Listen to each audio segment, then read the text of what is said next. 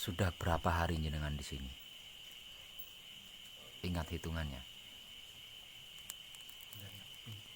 Sebulan lebih. Berarti yang lainnya lebih dari 1 bulan ya.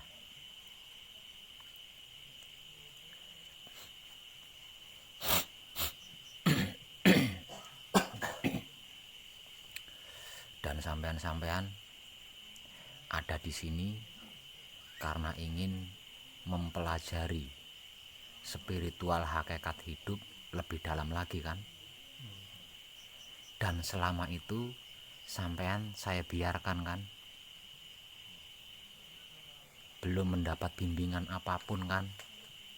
Selain kadangan bareng kan?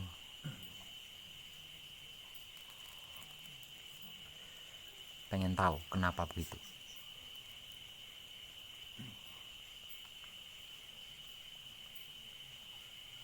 Karena untuk mempelajari lebih dalam spiritual hakikat hidup itu tidak gampang. Siapapun dia yang membimbingnya akan habis-habisan seluruh jiwa raganya. Siapapun dia yang membimbingnya akan mengalami habis-habisan seluruh jiwa dan raganya.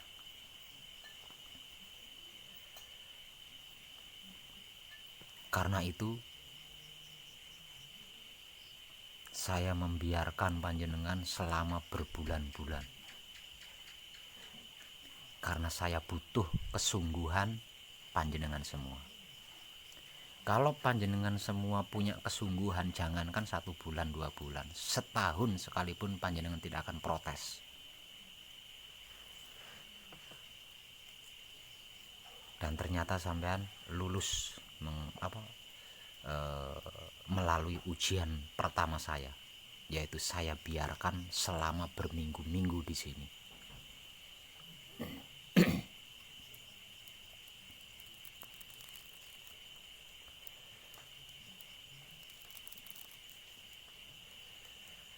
Untuk meyakinkan saya, ini ukuran manusia loh ya. Kalau ukuran dewa, ukuran romo, saya tahu. Seperti apa, bagaimana sampean saya tahu. Tapi karena kita ada di dunia manusia lumrah, maka kita gunakan manusia wajar.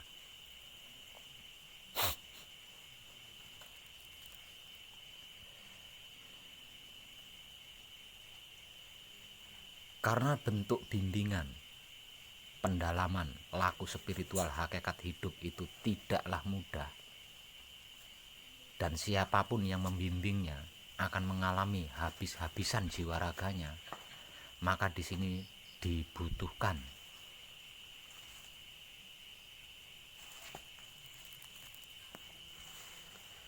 perjanjian. Perjanjian yang intinya bahwasanya nanti kalau panjenengan, kalau sampean sudah berhasil berdiri di atas puncak, sampean tidak mengkhianati saya. Karena jika hal itu terjadi, bukan hanya habis-habisan secara jiwa raga yang akan saya alami, tapi juga saya akan mengalami sakit hati sebagai manusia. Dan saya tidak ingin hal itu terjadi. Sebab itu saya menguji kesungguhan panjenengan.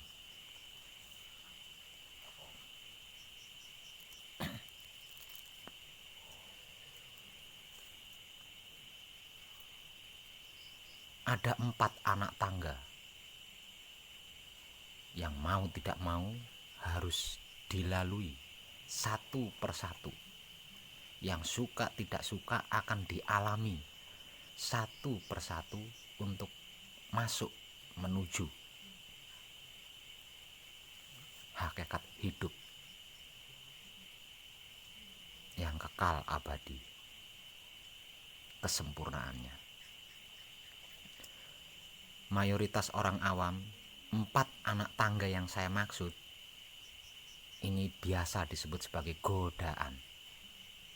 Orang awam menyebutnya itu adalah godaan, tapi tidak bagi saya. Itu bukan godaan, tapi anak tangga yang perlu dinaiki satu demi satu agar dapat menggapai puncaknya. Apakah 4 anak tangga itu? 1. Harta. Kedua, tahta. Ketiga, wanita. Dan yang keempat adalah ilmu. Tanpa kau minta sekalipun, 4 anak tangga ini akan hadir di hadapan sampean-sampean. Dan 4 anak tangga itu saya sebut bukan godaan, juga bukan ujian, melainkan anak tangga. Selama mendalami laku spiritual hakikat hidup, jika anak tangga itu hadir di hadapan panjenengan, kalau panjenengan sampai berkhianat kepada saya, urusannya bukan kepada saya, urusannya bukan dengan saya, melainkan dengan romonya sampean sendiri.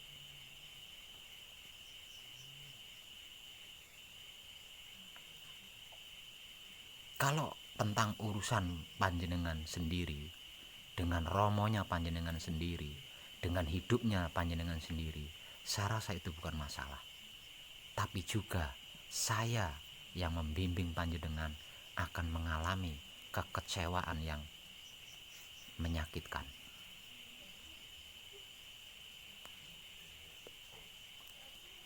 Selama belajar dengan saya, anak tangga itu pasti akan hadir di hadapan sampean.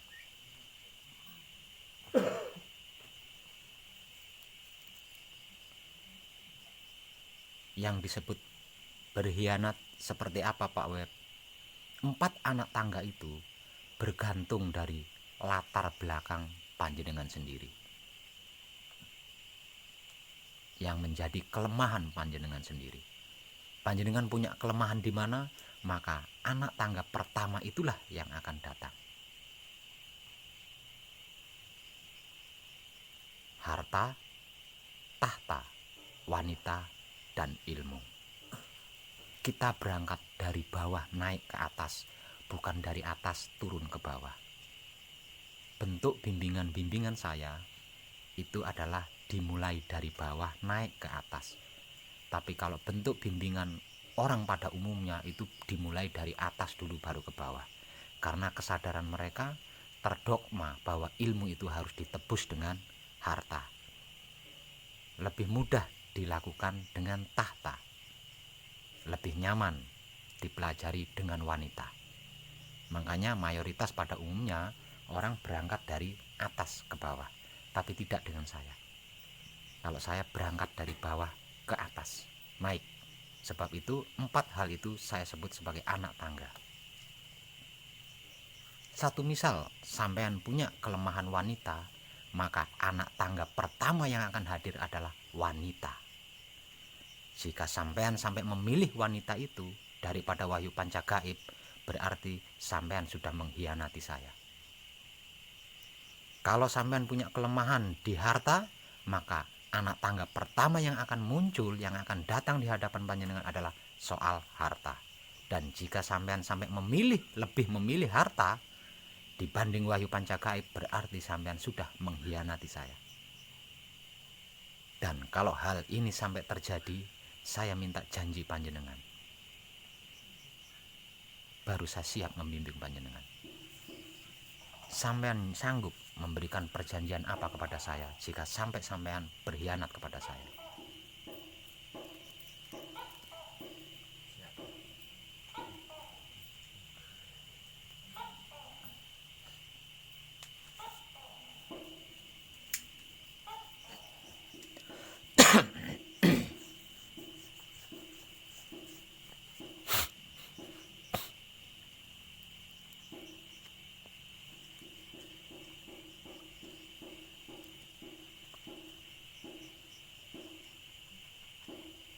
untuk memantapkan kepercayaan saya kepada sampean, untuk menguatkan kepercayaan saya, keyakinan saya kepada sampean.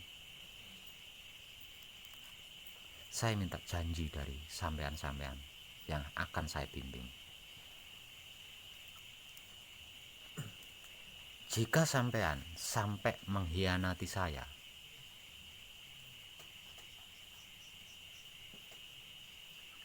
lebih memilih yang lain dibandingkan wahyu pancagaib, yang tak lain dan tak bukan adalah isi ragamu sendiri, tapi sampean hianati sendiri, maka satu, sampean akan kembali menjadi orang awam, bahkan lebih dari sekedar orang awam. Satu itu.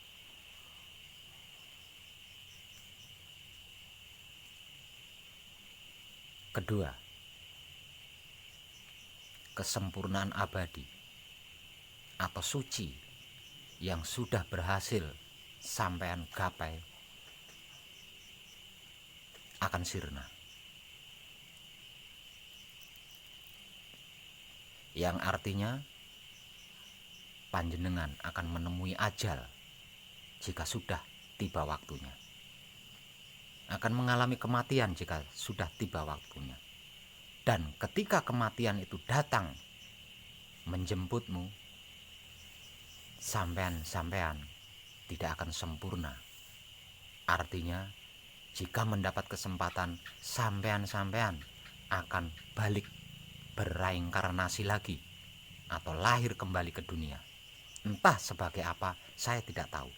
Apakah lahir sebagai kodok, ayam, kambing, saya tidak tahu.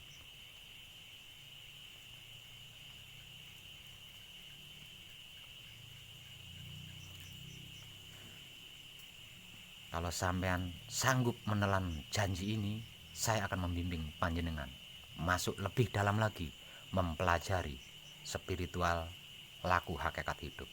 Jika sampean tidak sanggup, saya pun sama, tidak sanggup.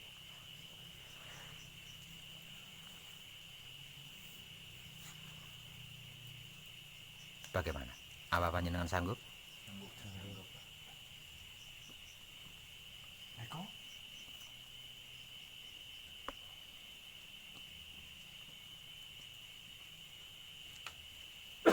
Ada rekamannya loh ya. Ini saya rekam.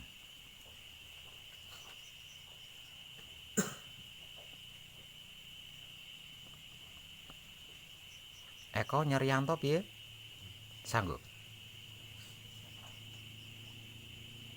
Ketika panjenengan saya tuntun masuk lebih dalam lagi mempelajari laku spiritual hakikat hidup, datang di hadapanmu seorang wanita yang memohon, mencintai kamu, minta dikawin, dan lain sebagainya. Kamu pilih mana? Artinya bisa tidak bisa kamu harus tetap memilih wahyu pancagaib. Begitu juga ketika harta itu datang. Begitu juga ketika tahta itu datang. Begitu juga ketika ilmu-ilmu itu datang. Sampean harus tetap kekeh lebih memilih wahyu pancagaib, yang tak lain dan tak bukan adalah isi raga panjenengan sendiri yang membuat panjenengan bisa itu dan ini.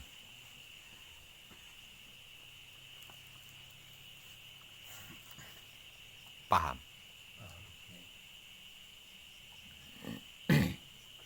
Kalau sampean sampai mengkhianati saya, yang artinya juga mengkhianati hidup panjenengan sendiri,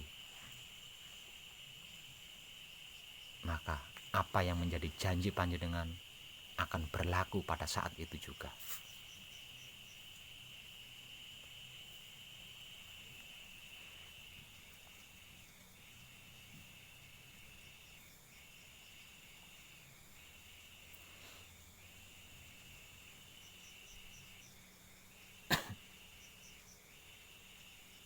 Tapi kalau panjenengan tidak mengkhianati saya, yang artinya tidak mengkhianati hidup panjenengan sendiri, romonya panjenengan sendiri, wahyu pancagaibnya jenengan sendiri, harta, tahta, wanita, ilmu akan menjadi makananmu tanpa dicari.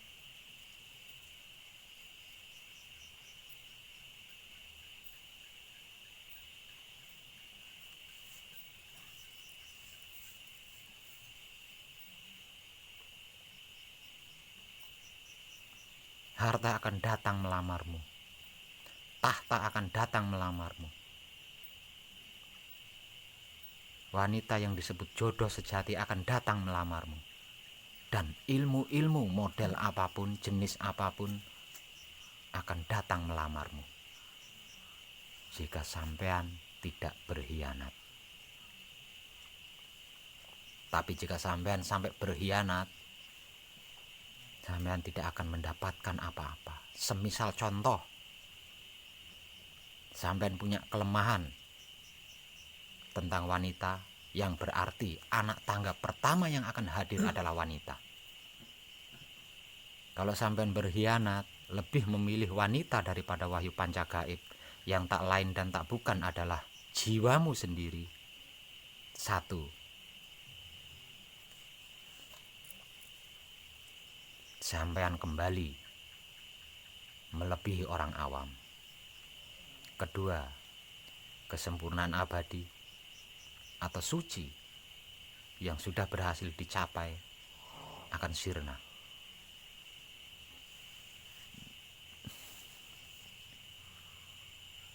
Yang artinya panjenengan akan masuk ke dalam dimensi takdir kembali.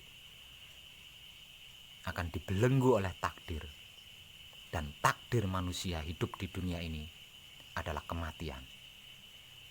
Yang artinya, jika suci itu lenyap dari dirimu, kesempurnaan abadi itu lenyap dari dirimu, maka sewaktu-waktu sampean-sampean akan didatangi lamaran dari malaikat pencabut nyawa. Dan ketika malaikat pencabut nyawa itu datang melamarmu, maka mau tidak mau kamu akan bercerai dengan dunia seisinya, terutama orang-orang yang sampean-sampean kasihi dan apapun yang sampean miliki. Tidak berhenti di situ. Karena gagal sempurna, panjenengan akan bereinkarnasi lagi. Lahir kembali ke dunia, entah sebagai apa.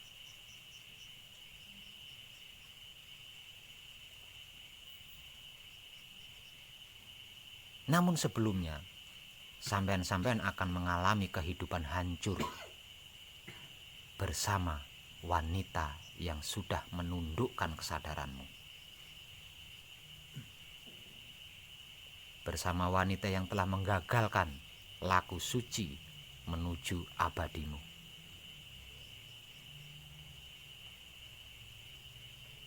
Begitu juga ketika harta yang datang. Jika sampean-sampean lebih memilih harta daripada wahyu pancagaib, yang tak lain dan tak bukan adalah jiwamu sendiri, maka kamu pun akan menderita bersama harta itu, menjadi orang lebih dari sekedar awam. Suci dan kesempurnaan abadi sirna dari dirimu. Takdir akan menjadi nasibmu, dan reinkarnasi akan menjadi titik akhirmu.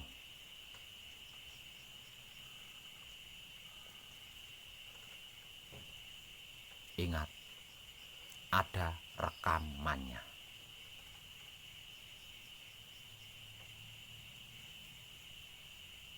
Dan saya merekam momen ini.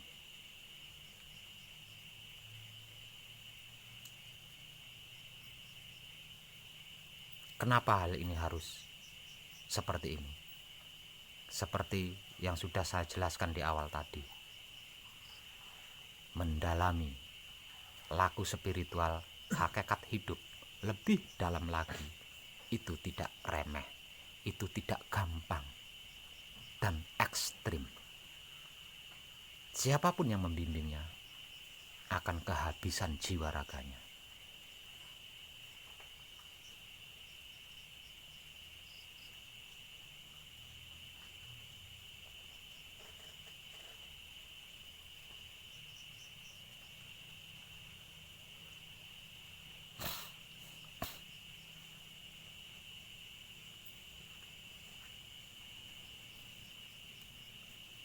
tidak goyah dengan perjanjian ini? Kalau tidak goyah, saya ingin jabatan tanganmu. Maju satu persatu. Selamat. Mas Eko. Sukses. Selamat. Bisa. Selamat. Mas Uli, selamat berjuang. Sukses. Nah. Boleh. Selamat berjuang ya.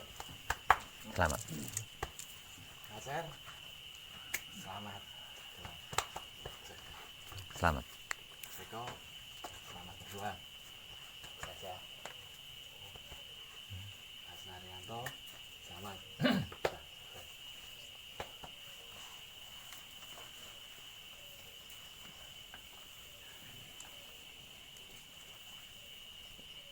Dan kita mulai bukan malam ini ya, setidaknya besok malam. Maka mulai malam ini persiapkan lahir batin panjenengan.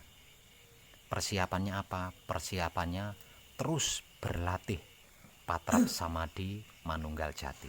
Itu latihannya ya, yang perlu dilatih terus di situ. Jangan mengharap hasil, terus latih saja, latih. Jika mengalami kesaksian, jika mengalami itu ini, jangan heran, jangan gumun, jangan bangga, apalagi sombong. Paham?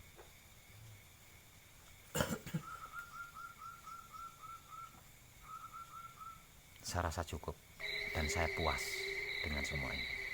Terima kasih.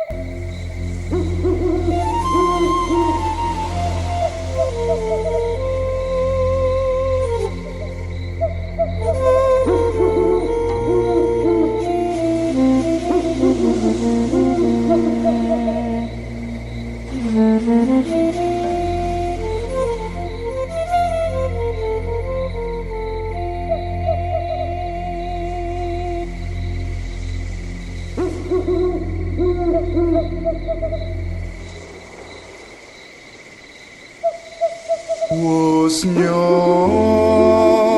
makaten derajateng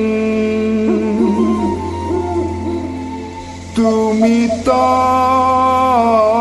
ngaji kong ngarere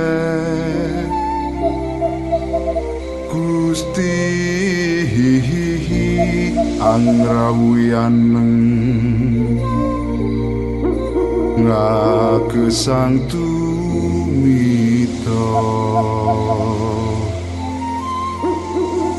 inggih sesa wonten sawijinipun